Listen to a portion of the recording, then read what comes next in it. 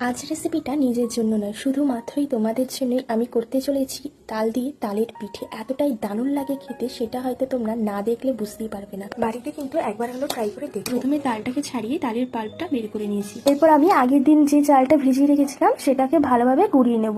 এরপর কড়াইয়ের মধ্যে তালের পাল্পটাকে ভালোভাবে জাল দিয়ে সামান্য পরিমাণে চিনি দিয়ে ভালোভাবে নেড়ে ছেড়ে চাল বাটাটা আমি দিয়ে দিয়েছি।